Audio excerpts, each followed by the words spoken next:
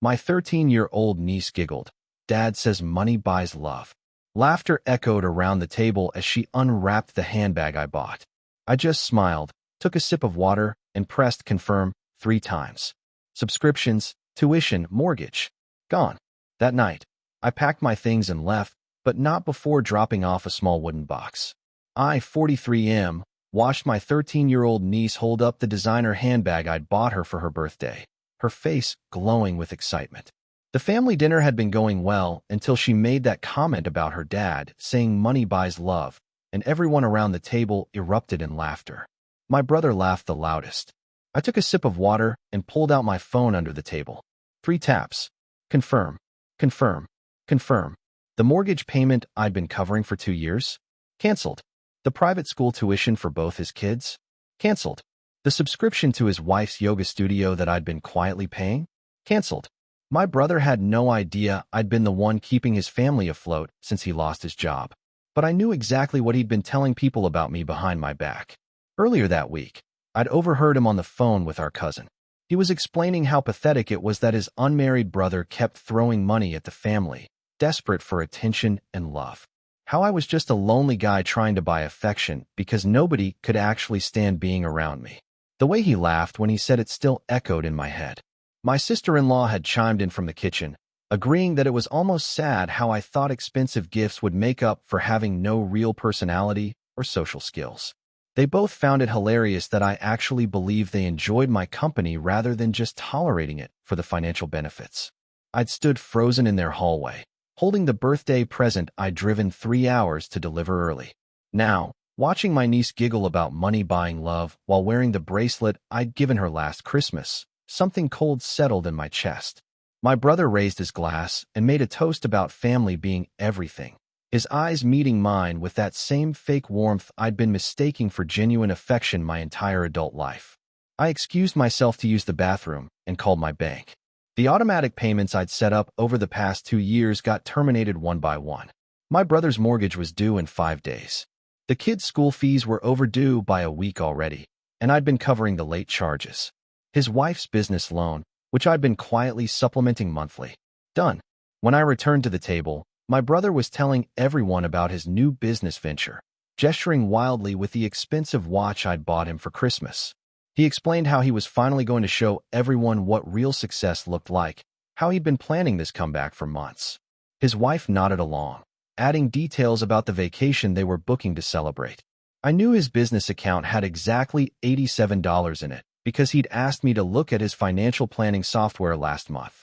What he didn't know was that I'd been the anonymous investor covering his startup costs through a shell company my lawyer had set up. My phone buzzed with confirmation emails. Every automatic transfer canceled. Every standing payment revoked. 2 years of quietly covering his family's expenses while he told people I was buying their love had just ended with 3 screen taps. The evening continued with more stories about future plans and dreams. My brother talked about finally buying that boat he'd been wanting, maybe getting a second mortgage to renovate the kitchen. His wife mentioned looking at private colleges for my niece, somewhere prestigious where she could really thrive. None of them had any idea their house payment was now 3 months behind, or that the bank had already started sending notices to their old address, which I'd been intercepting and handling. They didn't know their credit cards were maxed out, and I'd been making minimum payments to keep them active. I listened to them plan their future while calculating how long it would take reality to hit. After dinner, I helped clear the dishes and said my goodbyes like always. Hugs, promises to call soon, invitations to next month's gathering. My brother pulled me aside and thanked me for being such a great uncle, for always being there for the family. The irony was so thick I almost choked. I drove home and spent the evening packing. 2 suitcases, my important documents, and the few things that actually mattered to me. I'd been planning to relocate for months anyway, but now it felt urgent. The job offer in Seattle had been sitting on my desk for weeks, waiting for me to find the courage to leave the family that clearly saw me as nothing more than a walking ATM. My phone started ringing around 10 that night. My brother, probably wondering about something financial. I let it go to voicemail. Then my sister-in-law called. Then my mother, who rarely called unless someone had asked her to intervene in family drama. I listened to the voicemails later. My brother sounded confused, asking if there was some kind of mistake with his mortgage payment. My sister-in-law wanted to know if I knew anything about their school payment being rejected. My mother asked if everything was okay between me and my brother because he'd called her worried about some financial mix-up. The next morning, I loaded my car and drove to their house one last time. They weren't home, probably at the bank trying to figure out what had gone wrong with their payments. I used the key they'd given me years ago for emergencies. In the center of their kitchen table, I left a small wooden box my grandfather had made. Inside was a letter and a single photograph. The letter was brief. I explained that I'd overheard their conversation about me buying love with money, and that they were absolutely right. I had been trying to purchase their affection, and it was pathetic. I thanked them for opening my eyes to how transactional our relationship had become and let them know I was moving away to start fresh somewhere people might actually want my company for reasons beyond my bank account. The photograph was from last Christmas. The whole family gathered around the tree, everyone wearing or holding something I'd bought them. My brother's watch, his wife's earrings, the kids' tablets, even the tree itself. I'd written on the back, "Everything money bought." I left the house key next to the box and walked away. Update 1. The phone calls started 3 days later. 17 missed calls from my brother, 12 from his wife, and 8 from my mother. The voicemails became increasingly frantic as the reality of their situation sank in. My brother's first few messages were still trying to maintain the illusion that this was all some misunderstanding. He asked if my bank account had been hacked, if someone had stolen my information and canceled payments by mistake. He suggested we meet for coffee to sort everything out, his voice still carrying that condescending tone I'd grown to hate. But by the 5th message, something had changed. He'd clearly talked to the bank, the school, and probably his accountant. He knew the payments hadn't been hacked or stolen. He knew I'd deliberately canceled everything. His voice cracked when he asked why I would do this to his family, to his children. His wife's messages were more direct. She demanded I call her back immediately and fix whatever tantrum I was throwing. She said the kids were asking questions about why they might have to change schools, and it was cruel of me to put innocent children in the middle of whatever problem I had with their father. My mother's calls were the hardest to ignore. She wanted to know what had happened, why I'd left town without telling anyone, why my brother was so upset about money. She said the family was worried about me and just wanted to help work through whatever was wrong. I didn't return any of the calls. Instead, I focused on starting my new job and finding an apartment in Seattle. The distance felt good, liberating in a way I hadn't expected. For the first time in years, nobody was asking me to cover an emergency expense or help with a financial shortfall. Update 2. 2 weeks after I'd left, my mother showed up at my old apartment. She'd gotten the address from my landlord and discovered I'd already moved out. According to my neighbor, who called to let me know, she'd stood in the hallway for 20 minutes knocking on a door she knew was locked. That evening, she called and left a different kind of message. Her voice was tired, defeated in a way I'd never heard before. She said she'd talked to my brother's wife about their financial situation and learned things she hadn't known before. She asked if it was true that I'd been supporting their family for 2 years without telling anyone. She also mentioned that my brother had finally admitted to the conversation I'd overheard, though he'd tried to downplay it as just venting frustration about work stress. My mother's voice got sharp when she talked about that, and I could tell she'd given him the kind of lecture that left grown men feeling like ashamed children. But what surprised me was what she said next. She'd started asking questions about other family gatherings, other expensive gifts, other times money had appeared to solve problems exactly when it was needed most. She was beginning to realize the scope of what I'd been doing quietly behind the scenes. My phone rang while I was listening to her voicemail. It was my brother, and for once, I answered. His voice was different, smaller somehow. He asked where I was, and I told him I'd moved to Seattle for work. He was quiet for a long time before he said he'd found the wooden box and read my letter. He wanted to explain about the conversation I'd overheard, to give me context I might have missed. I let him talk. He told me about the pressure he'd been under since losing his job, how ashamed he felt about needing help, how he'd been lashing out at everyone because he couldn't handle feeling like a failure. He said talking badly about me behind my back was his way of trying to maintain some dignity, even though he knew it was wrong.